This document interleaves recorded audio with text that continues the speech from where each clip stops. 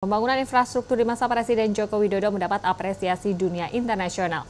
Merujuk Global Quality Infrastructure Index 2023 lalu, Indonesia menempati peringkat ke-27 di dunia dalam kualitas infrastruktur yang dibangun pemerintah. Seperti apa pembangunan infrastruktur Indonesia di akhir masa pemerintahan Presiden Joko Widodo?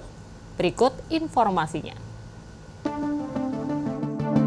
Dua periode pemerintahan Presiden Joko Widodo, berbagai infrastruktur berhasil dibangun untuk meningkatkan konektivitas dan daya saing ekonomian nasional dalam rangka menuju Indonesia Emas 2045. Dalam diskusi FMB 9 Senin siang, juru bicara Kementerian PUPR, Endra S. Atmawijaya menjelaskan, pembangunan dan ketersediaan infrastruktur adalah syarat atau pondasi untuk Indonesia dapat melangkah menjadi negara maju.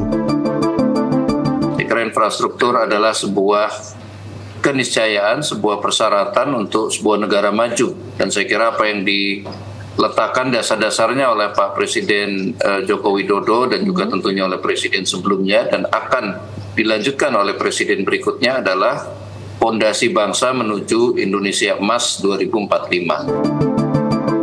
Berdasar data Kementerian PUPR di bidang ketahanan pangan dan sumber daya air, dari 61 pembangunan bendungan, 45 bendungan sudah selesai hingga September ini. Selain itu, 1,1 juta hektar jaringan irigasi baru berhasil dibangun serta 4,4 juta hektar jaringan irigasi yang selesai direhabilitasi untuk mendukung pertanian dan ketahanan pangan. Di bidang konektivitas, 6.000 km jalan nasional berada di kondisi bagus, termasuk di daerah perbatasan seperti Papua, Kalimantan, NTT, dan lintas selatan Jawa. Adapun pembangunan jalan tol baru bisa mencapai 2.700 km sampai akhir tahun 2024 atau 3 kali lipat dari kondisi jalan tol tahun 2014 di masa awal pemerintahan Joko Widodo.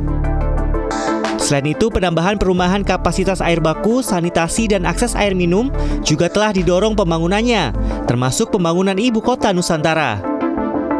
Di bidang telekomunikasi, layanan digital dan internet di daerah non-komersial di akhir masa Presiden Joko Widodo telah menjangkau 25.000 titik di 22 kabupaten yang dikategorikan wilayah tertinggal, terdepan, dan terluar atau 3T di tahun 2024.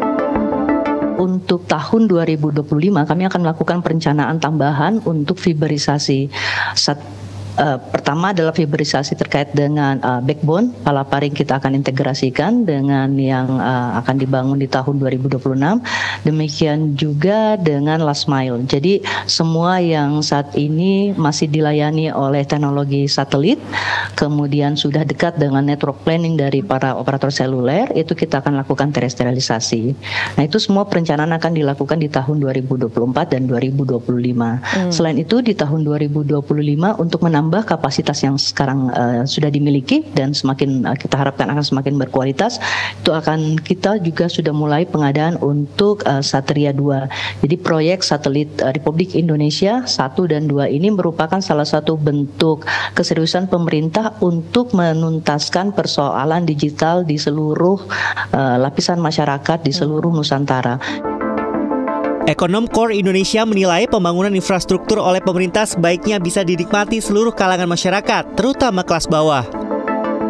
Menengah memang ada beberapa yang sudah menikmati, tapi yang bawah memang mungkin belum terlihat sekali ya gitu ya. Apa sih bagaimana sebetulnya kondisi mereka. Nah, ini kaitannya dengan deflasi juga ya. Artinya masyarakat semakin berhati-hati mengeluarkan uang itu, apakah karena memang nggak ada pendapatannya gitu ya, menurun daya belinya gitu. Nah, itu kan sebetulnya yang kita khawatirkan. Kalau itu terjadi, itu kan berarti kegiatan produksi bisa berhenti nantinya gitu ya, apakah industri atau UMKM gitu ya, karena nggak ada yang beli gitu. Nah, sehingga memang harus dibuat itu menciptakan bagaimana demand tadi yang disampaikan Kak Endra, atau bagaimana kita melihat keunggulan, keunikan dari setiap daerah sehingga setiap orang itu pengen nggak harus keluar negeri gitu ya, pengennya di dalam negeri juga tapi biayanya juga nggak mahal.